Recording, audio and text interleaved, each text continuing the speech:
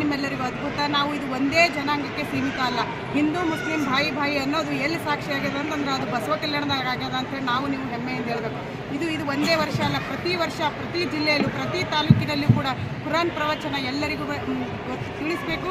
ಮತ್ತು ಇವತ್ತಿನ ದಿನದಲ್ಲಿ ಮುಸ್ಲಿಂ ಮಹಿಳೆಯರು ಎಲ್ಲೂ ಕೂಡ ಹೊರಗಡೆ ಬರಲ್ಲ, ಆದರೆ ಇವತ್ತು ಇಷ್ಟೊಂದು ಜನ ಮುಸ್ಲಿಂ ಮಹಿಳೆಯರು ಇಲ್ಲಿ ಬಂದಿದ್ದಾರಲ್ಲ, ನಿಜವಾಗ್ಲೂ ಭಾಳ ಖುಷಿ ಅನ್ನಿಸ್ತದೆ.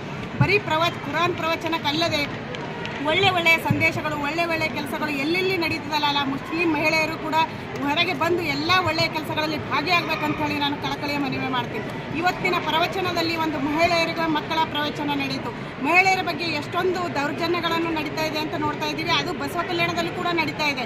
ಅದಕ್ಕೆ ಮುಂದಿನ ದಿನಗಳಲ್ಲಿ ನಾವು ನೀವೆಲ್ಲರೂ ಸೇರಿ ಈ ದೌರ್ಜನ್ಯವನ್ನು ನಾವು ನೀವೆಲ್ಲರೂ ನಿಲ್ಲಿಸಬೇಕಾಗ್ಯದ. ಮತ್ತು ಎಲ್ಲ ಮಹಿಳೆಯರಿಗೆ ನಾನು ಸ್ಫೂರ್ತಿಯಾಗಿರ್ತೀನಿ. ನೀವು ಯಾವುದೇ ಕಾರ್ಯಕ್ರಮಗಳಲ್ಲಿ ನಾನು ಕರೀರಿ, ಯಾವುದೇ ಒಂದು ಒಳ್ಳೆಯ ಕಾರ್ಯಕ್ರಮಗಳಲ್ಲಿ ನಾನು ನಿಜವಾಗ್ಲೂ 24x7 ಹೆಂಗೆ ಮೀಡಿಯಾ ಕೆಲಸ ಮಾಡ್ತಾ ಇದೆಯಲ್ಲ, ಅದೇ ರೀತಿ ಕೂಡ ನಾನು ಬಸವ ಕಲ್ಯಾಣ ತಾಲೂಕಿನಲ್ಲಿ ಇಡೀ ಬೀದರ್ ಜಿಲ್ಲೆಯಲ್ಲಿ ಕೆಲಸ ಮಾಡುತ್ತೇನೆ ಅಂತಕ್ಕಂಥ ಮಾತನ್ನು ಬಸವಣ್ಣ ನಾಡಿನಲ್ಲಿ ನಾನು ಹೇಳಲು ಇಚ್ಛೆ ಪಡುತ್ತೇನೆ. ತಮ್ಮೆಲ್ಲರಿಗೂ ಧನ್ಯವಾದಗಳು. ಕುರಾನ್ ಪ್ರವಚನಕ್ಕೆ ನನ್ನ ಕರೆಸಿ ಮಾತನಾಡಲು ಅವಕಾಶ ಮಾಡಿಕೊಟ್ಟಿರುವಂಥ ಎಲ್ಲ ಸಹೋದರ ಸಹೋದರಿಗೂ ಹಾಗೂ ಮೀಡಿಯಾ ಮಾಧ್ಯಮದವರಿಗೂ ಎಲ್ಲರಿಗೂ ಅನಂತ ಕೋಟಿಯ ನಮಸ್ಕಾರ. ನಮ್ಮ ದೇಶದಲ್ಲಿ ಮಹಿಳೆ ಬಗ್ಗೆ ದೌರ್ಜನ್ಯ ಎಷ್ಟು ಆಗ್ತಾ ಇದೆ ಗೊತ್ತಿದೆ. ಭಾರತದಲ್ಲಿ ನಾವು ಕಾನೂನು ಮಾಡ್ತಾ ಇದ್ದೇವೆ, ಅದು ಸಹ ಸಾಕಾಗೋದಿಲ್ಲ. ಬರದೆ ಓನ್ಲಿ